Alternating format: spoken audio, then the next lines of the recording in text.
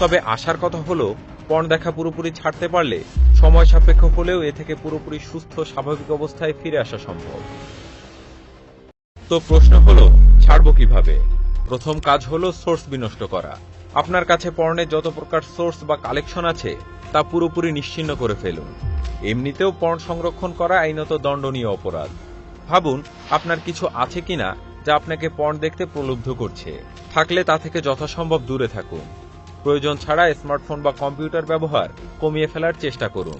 খেয়াল করুন আপনি কোনো নির্দিষ্ট সময়ে পর্ন দেখেন কিনা।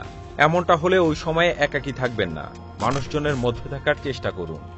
অহেতুক রাত জাগার অভ্যাস থাকলে তা পরিত্যাগ করুন।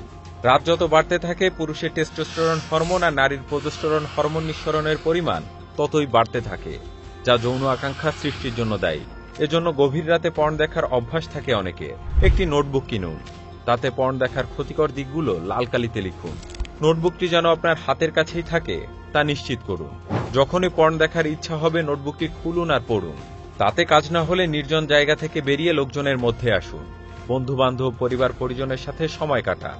কিছুক্ষণের মধ্যে দেখবেন মন পরিবর্তন হয়ে গিয়েছে। সম্ভব হলে একান্ত কাছের কারোর সাথে সমস্যাটি শেয়ার করুন। ধর্মীয় ও সামাজিক অনুশাসন মেনে চলার চেষ্টা করুন।